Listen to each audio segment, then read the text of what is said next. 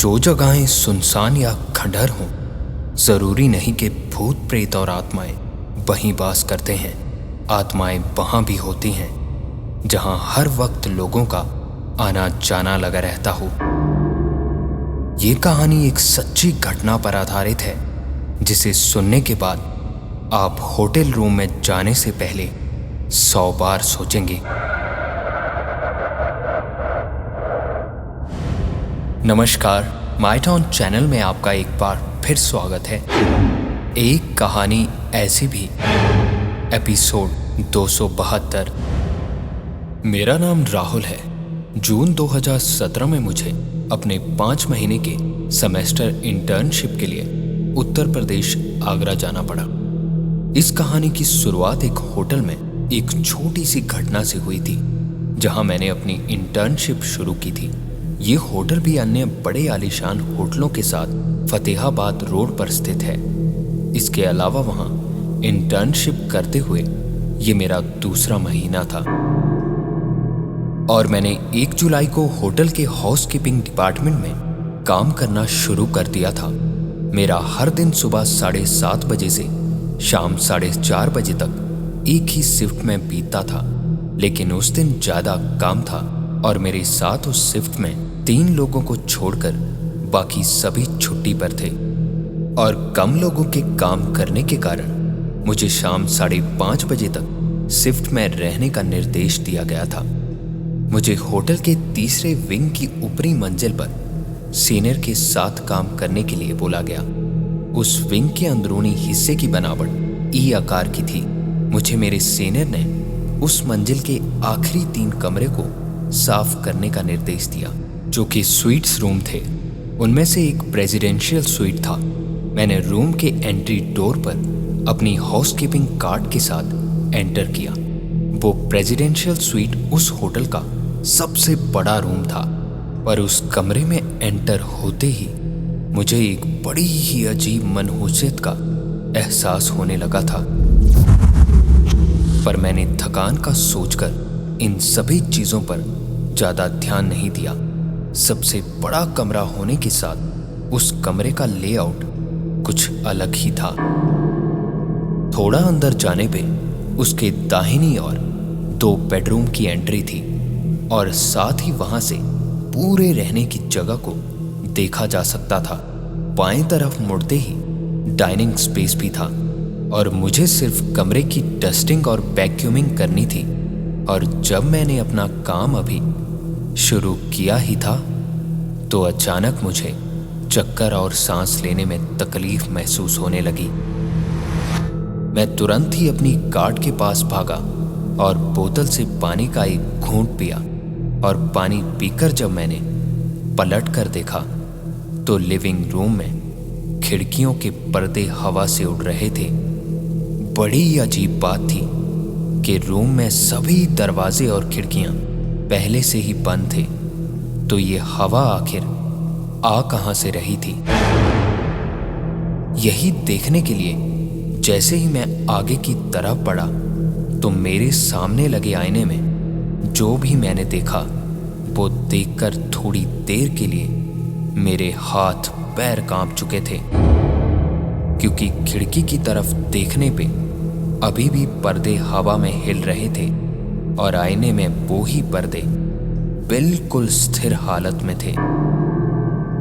मैं आईने में पर्दों की तरफ देखते हुए इसी बारे में सोच रहा था कि तभी आईने में ऐसा दिखा मानो कोई भागता हुआ सामने से गया हो और उन्हीं पर्दों के बीच में खुद को छुपा लिया हो। ये देखते ही मैं एक झटके में पीछे की तरफ पलटा और डर से यही कहता हुआ, कौन है? कौन है वहां? धीरे धीरे खिड़की की तरफ बढ़ने लगा। डर से अब मेरे दिमाग में अजीब से ख्याल बार बार उमड़ रहे थे। पर्दों के ठीक पास जाकर धीरे से मैंने पर्दे को हटाया तो वहां बंद खिड़की के अलावा और कोई नहीं था। यही सोचकर मैं फिर से पीछे मुड़ा कि ये सिर्फ मेरी कल्पना है या मेरी तबीयत ठीक ना होने के कारण ऐसा हो रहा है।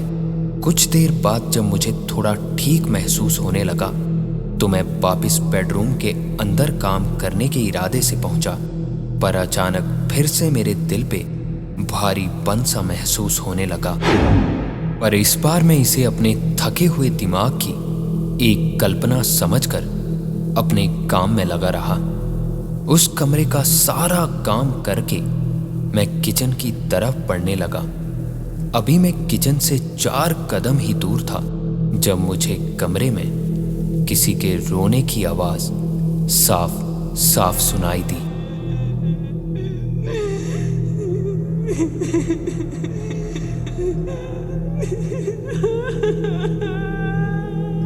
और जब मैं मुड़कर उस कमरे की तरफ जा पाता, एक बार फिर वो पूरा कमरा एक अजीब से सन्नाटे में डूब चुका था।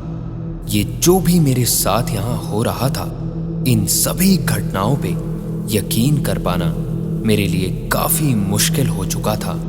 एक बार फिर इन सभी घटनाओं को वहम मानकर मैं किचन के अंदर की तरफ बढ़ा और किचन में पहुंचते ही अचानक मुझे अजीब सी ठंडक महसूस होने लगी। ऐसा लग रहा था मानो मुझे अभी अभी फ्रिज में डालकर बंद कर दिया गया हो। मैं किचन में एक कोने में खड़ा था और यहाँ मुझे बहुत ही अजीब घुटन का एहसास होने लगा था। मैं कुछ भी नहीं समझ पा रहा था कि आखिर ये तबीयत खराब होने के कारण हो रहा था या कोई और ही बात थी। मैं किचन के भीतर सभी जगहों पर धूल झाड़ता रहा और हर तरफ घूमते हुए काम करता रहा। और अब मैंने अपने काम की गति और भी बढ़ा दी थी और किचन को साफ करने के बाद मैं दूसरे कमरे की तरफ बढ़ा। अभी मैं उस कमरे के दरवाजे पर पहुंचा ही था जब एक बार फिर वही किसी के रोने की आवाज मुझे एक बार फिर सुनाई दी।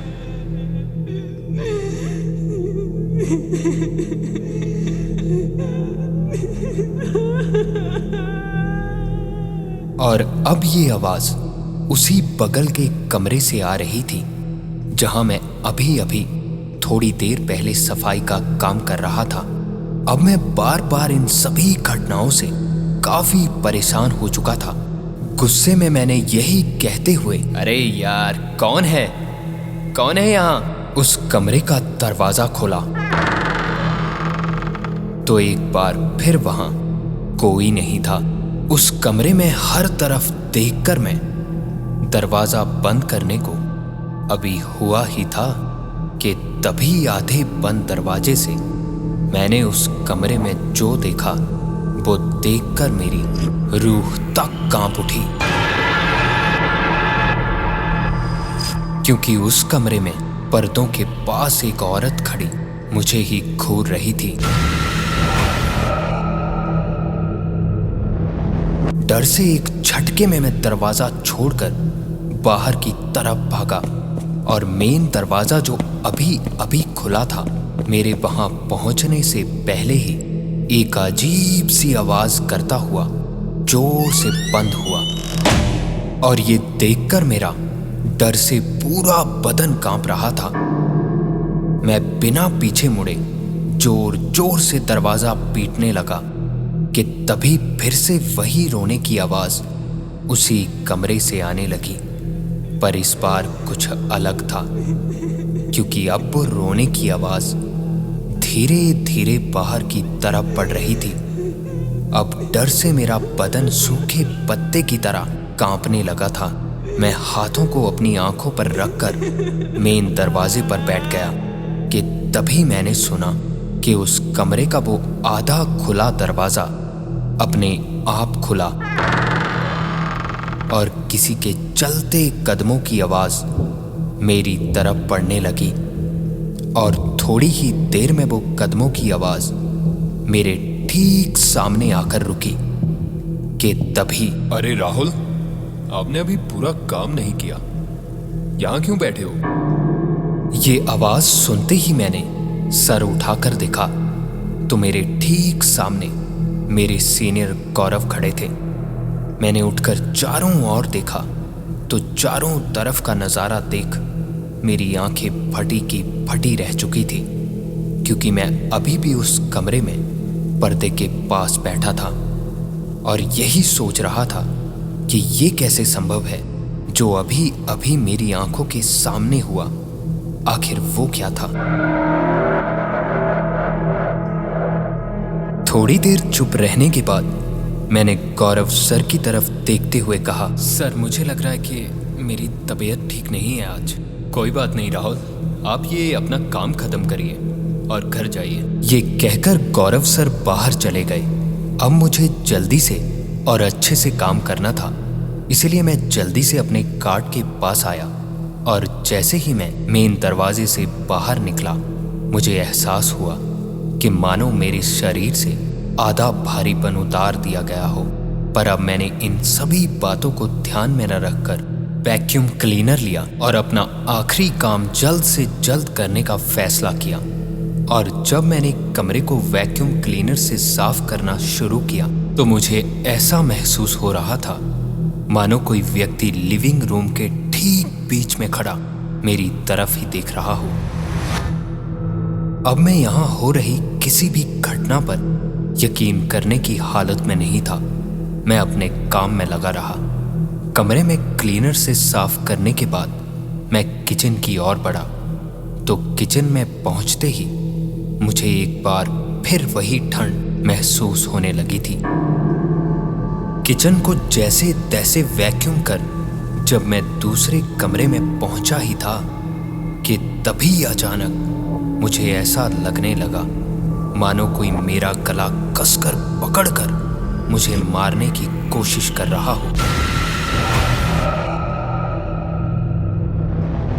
मेरी सांसें फूल रही थी और मैं जोर जोर से हाँफने लगा। तभी अचानक मुझे ऐसा महसूस होने लगा मानो कोई मेरे कंधे पे हाथ रखे मुझे नीचे गिराने की कोशिश कर रहा हो।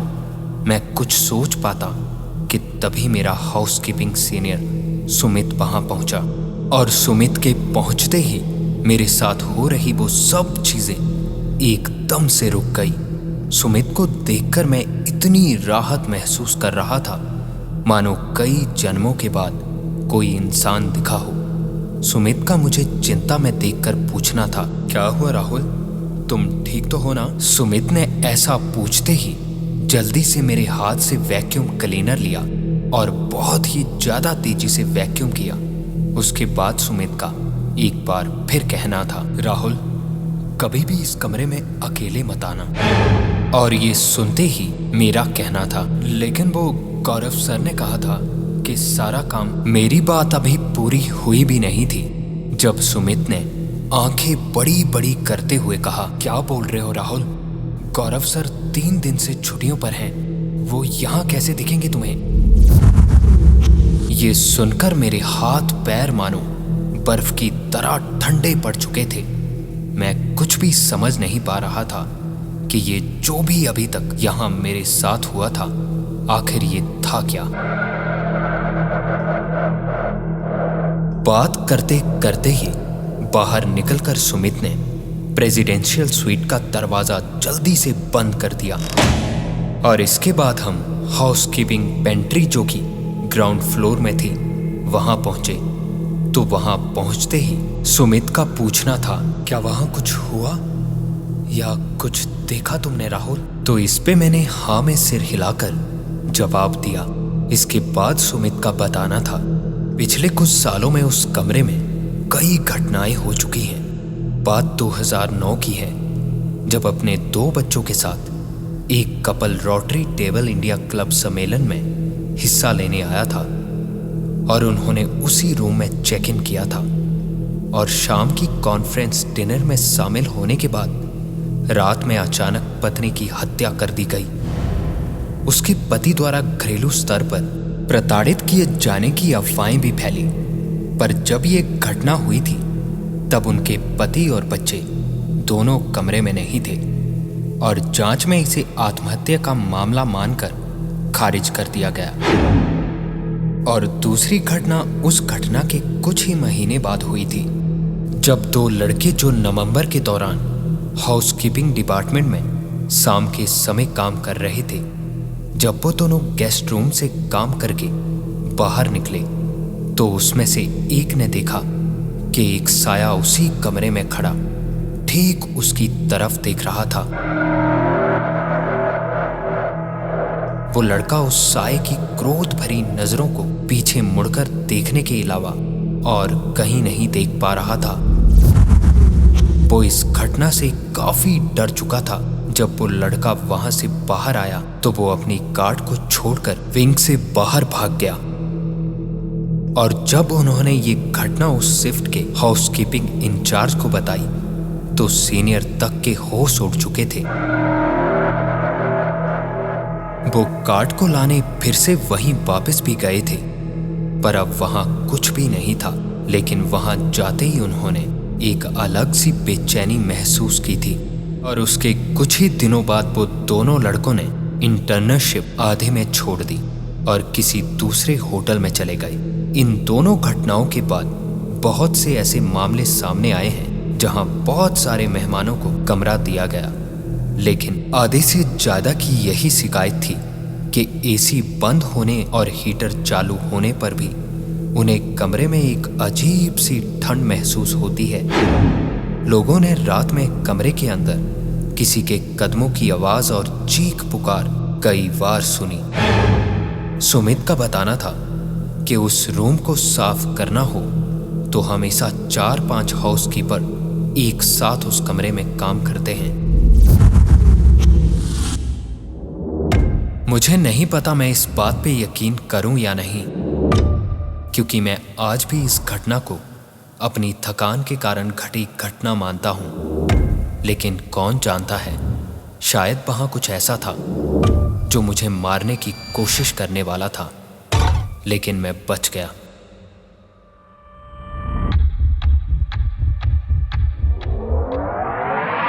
और ये थी आज की एक कहानी ऐसी भी।